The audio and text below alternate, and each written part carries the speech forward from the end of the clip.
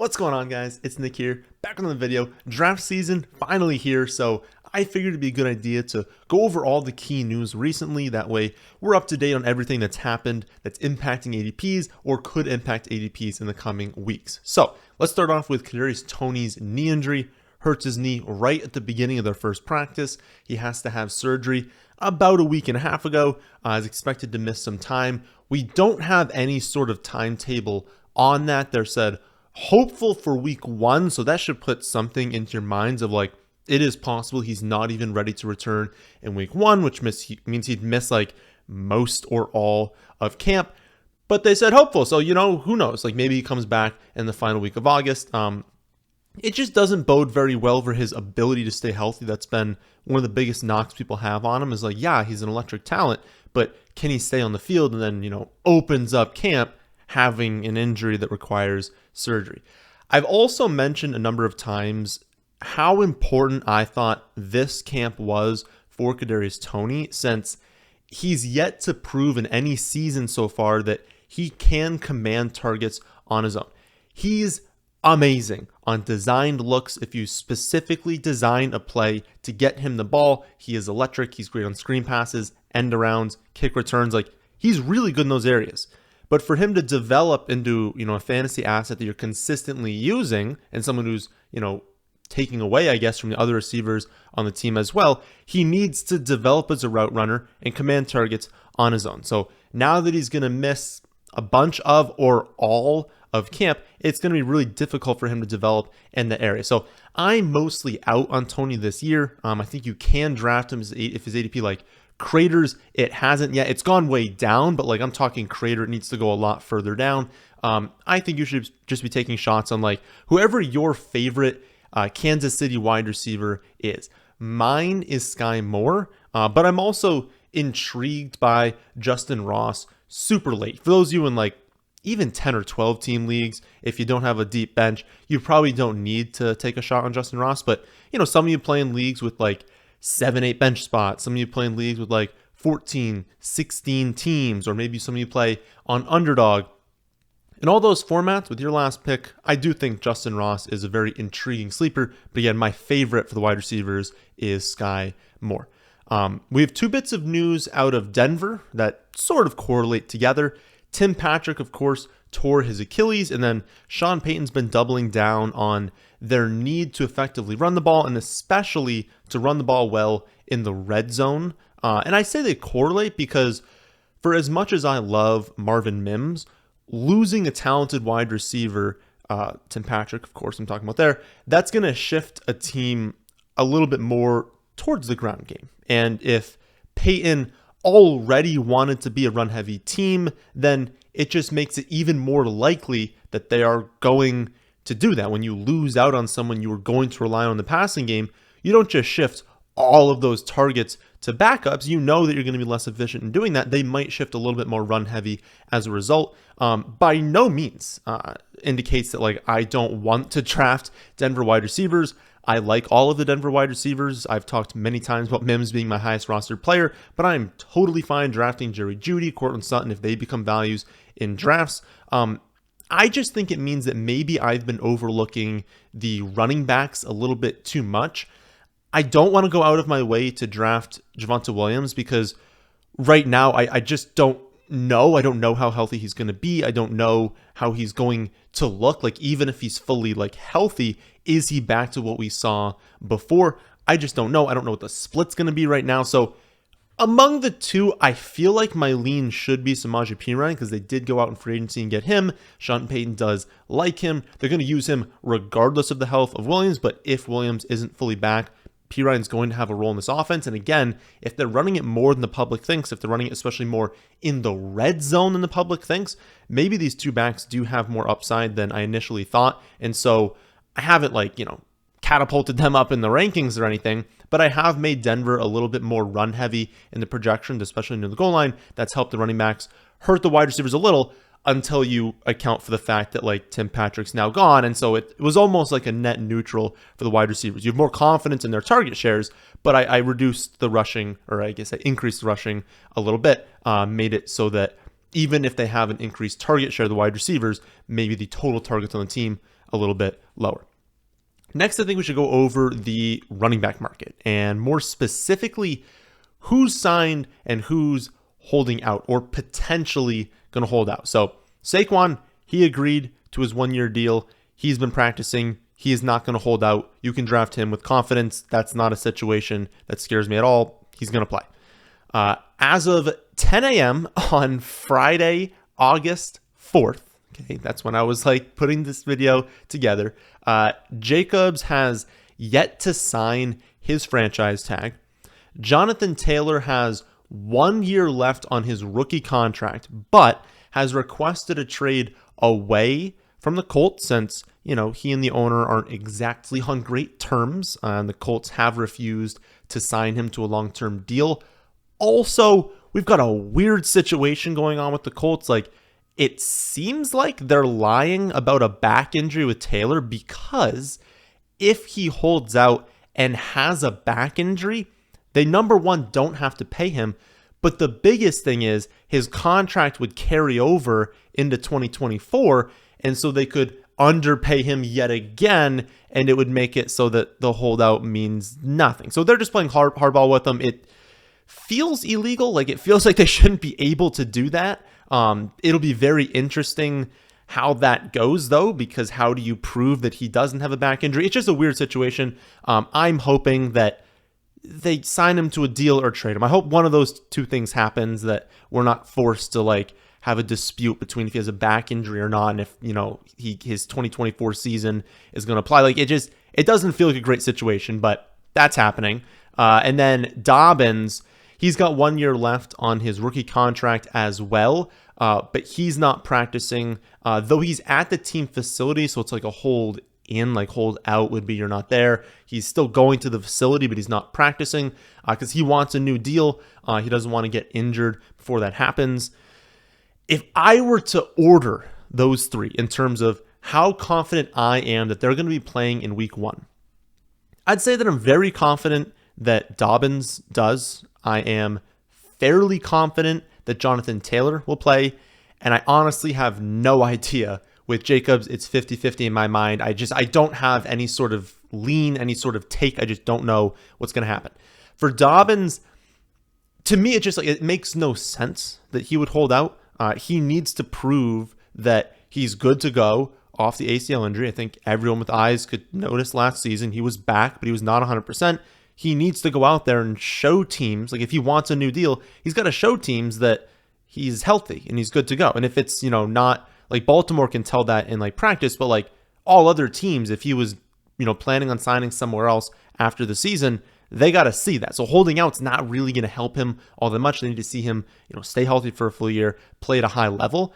So I don't think he's going to hold out.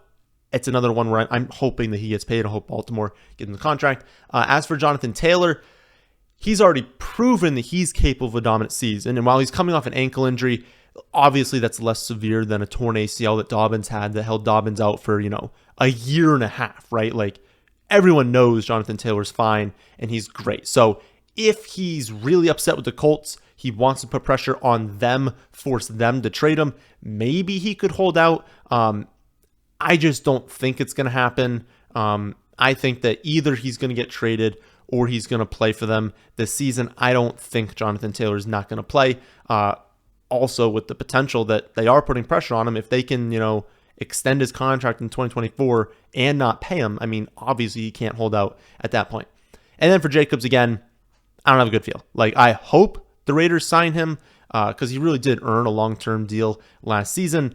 I just have no idea if they will. And while it doesn't make any sense for him to hold out from like a personal perspective, since any deal that he's going to get next season is not going to make up for any like lost salary he has in holding out. And I guess not even holding out. Like, he just hasn't signed the franchise tag. He just hasn't signed. And so he doesn't really have a contract. But again, not playing this season, the amount of money he's going to lose, it wouldn't make any sense because he's not going to gain that back in the future. The only thing that it could be is bringing awareness to how awful running back deals are right now and potentially impact future running backs in a positive way. And that remains a possibility. Again, it's just I don't know what he's thinking. I'm not inside of his head. So hopefully all these running backs do get deals, but watch these situations closely. In terms of what I'm doing in drafts, if I had my like draft right now, I have had very little exposure to Jacobs thus far. I haven't been drafting him a ton this summer, but now that he's cratering, he's one that like he's going way down in drafts. I've been able to get him in the 4th round at times.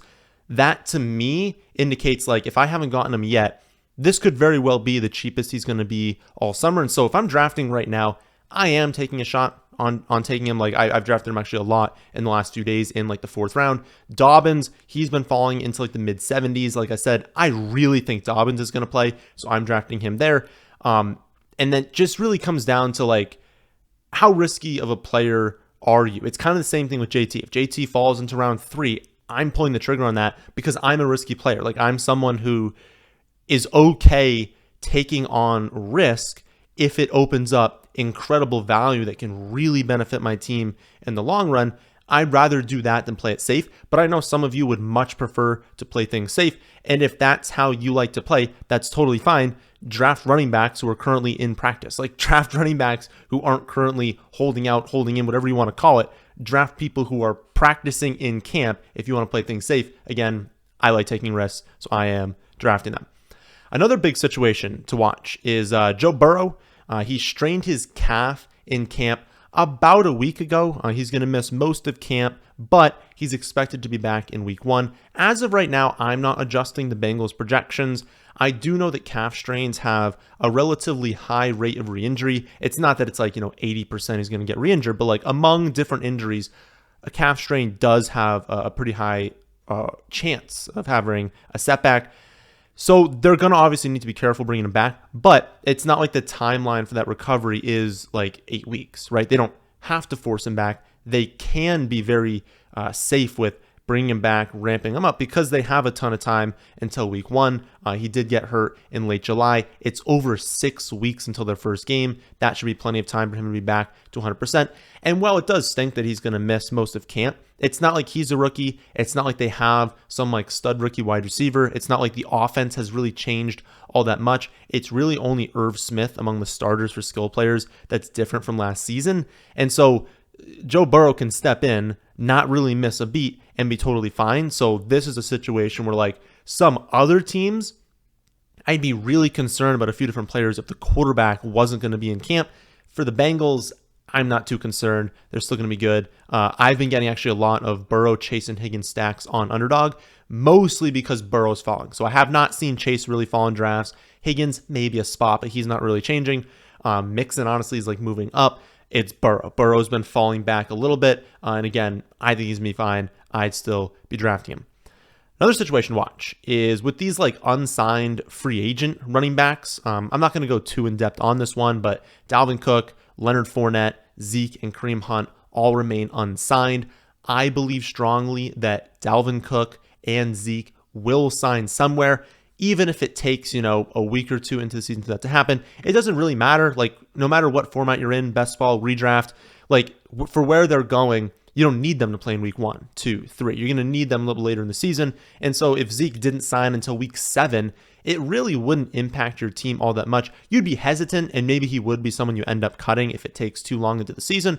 But like, he's going really late. I think on Underdog, his ADP is around pick 170. That's really late in the draft. You're not anticipating that player starting for you, so it's okay if it takes a little bit. But yeah, I think Dalvin Cook, Zeke, they're going to sign somewhere. A little bit less confidence in Fournette and Kareem Hunt, though if I had to guess, I would say that both are more likely than not to sign, and I would say Fournette more likely than Kareem Hunt. I would say I draft Zeke the most, then Dalvin, then Fournette, and I almost never draft Kareem Hunt. One like landing spot to watch here is New England, and that's the reason why I've been hesitant to draft Stevenson so high. His ADP is pretty early this season. Many times he goes, I've seen him in the late second, but he goes in like that early 3rd round on Underdog, which kind of is the late 2nd round in a redraft league. And so I've just been hesitant because I know that they don't fully trust Kevin Harris or Pierre Strong. They've been getting visits for all of them. They've tried to get Dalvin Cook for a visit. They've gotten Fournette. They've gotten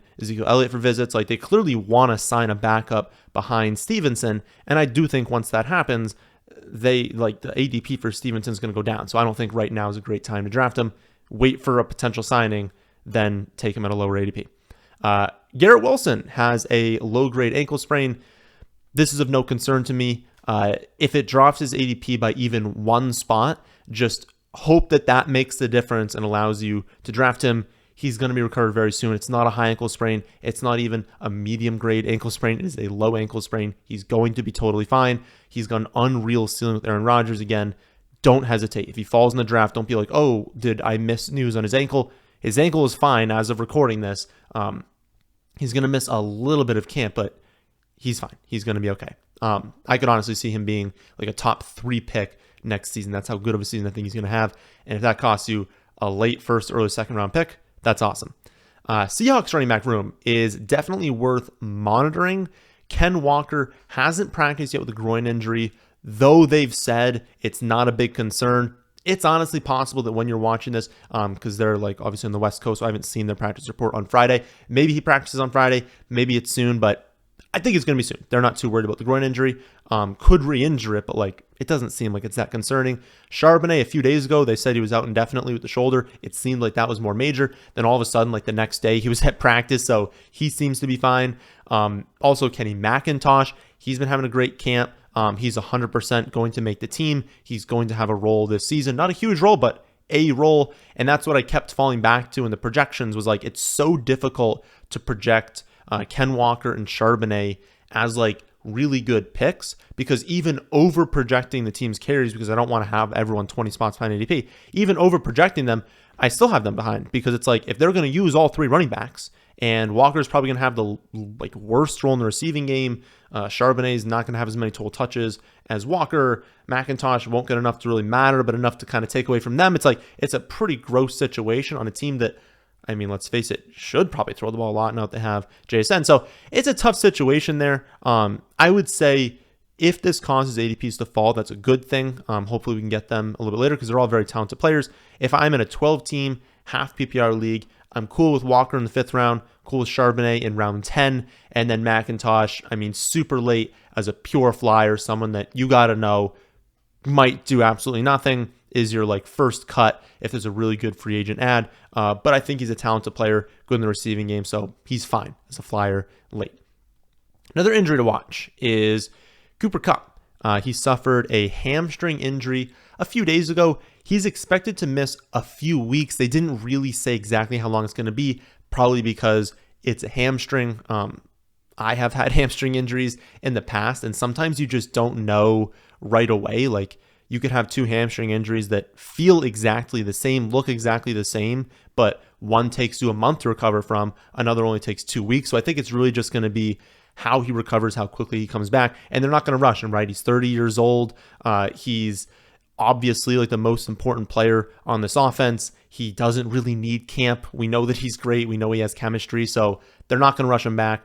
I think he's going to be totally fine. I dropped the projection a little bit. I basically just wanted to make sure that Jamar Chase was ahead of him in all scoring formats, and so that now that is the case, but it was barely. I barely dropped the projection.